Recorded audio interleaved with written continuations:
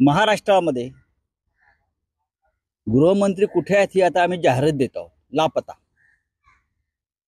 हा, कुठे आहेत गृहमंत्री? मुख्यमंत्र्यांचा काल वाढदिवस झाला असं कळलं.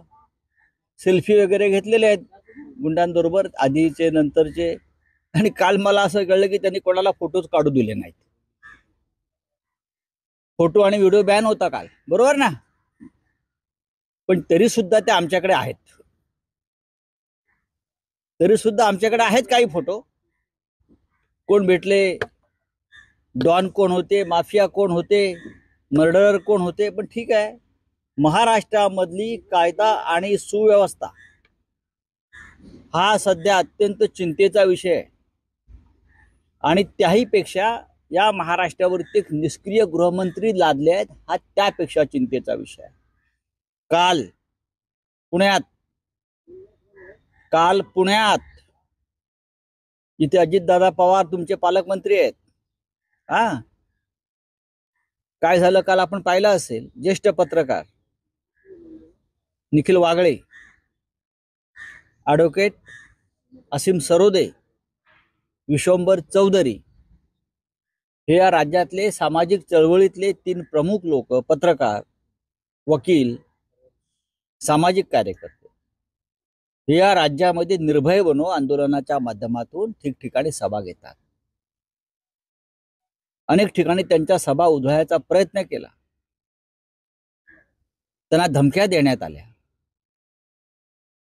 त्यांना जीवे मारण्याच्या संदर्भात काही प्रयत्न झाले या काळात. पण काल मात्र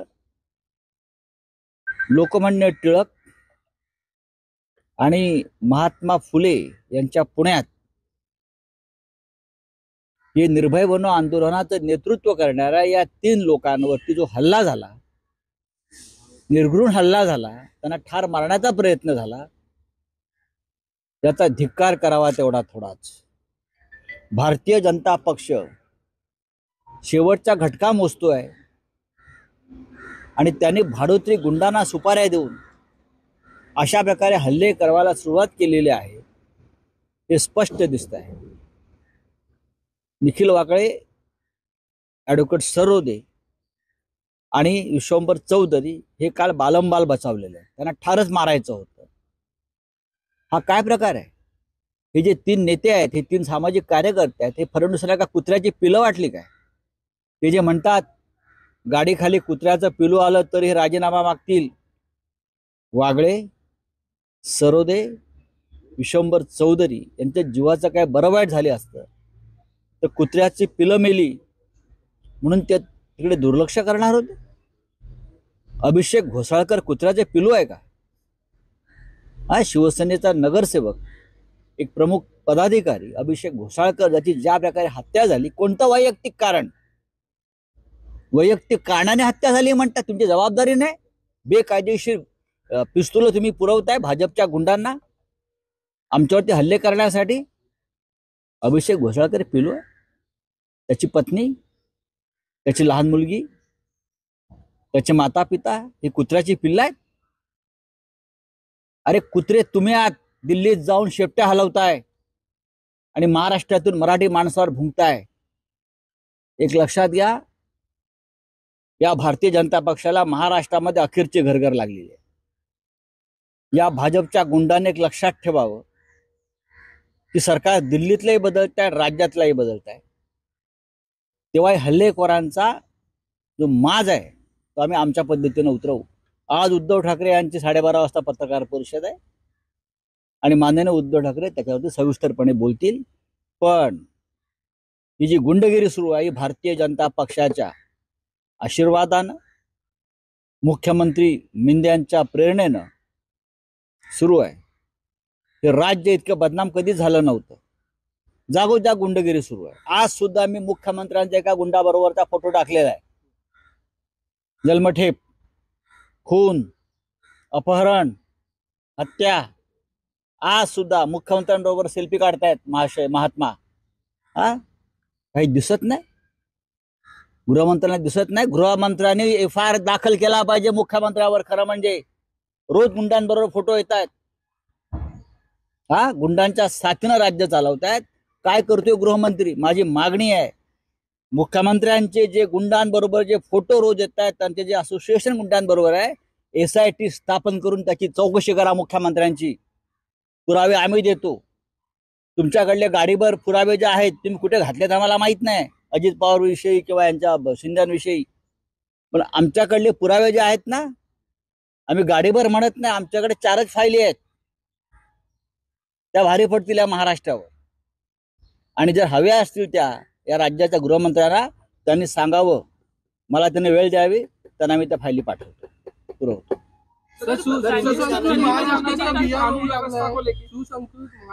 नाही, बिहार अत्यंत खूप सुसंस्कृत, संस्कारी आणि कायदा आणि सुव्यवस्थेच्या बाबतीमध्ये बरं आहे. महाराष्ट्र बिहारच्या पुढे गेला या बाबतीत. उद्योग, कृषी, विकास या बाबतीत महाराष्ट्र मागे पडला आणि गुंडगिरी, झुंडगिरी, माफियागिरीमध्ये महाराष्ट्र पुढे चाललेला आहे. याचं कारण या राज्याचे मुख्यमंत्री, या राज्याचे गृहमंत्री, उपमुख्यमंत्री हे गुंडांना पाठीशी घालत आहेत. राज्य गांडूंच्या हातात आहे, त्याच्यामुळे गुंड फोफावलेत. आणि जेव्हा गांडूंचं राज्य येतं तेव्हा गुंड भारी पडतील या महाराष्ट्रावर. आणि जर हव्या असतील त्या या राज्याच्या गृहमंत्र्यांना, त्यांनी सांगावं, मला त्यांनी वेळ द्यावी, त्यांना मी त्या फायली पाठवतो, पुरवतो.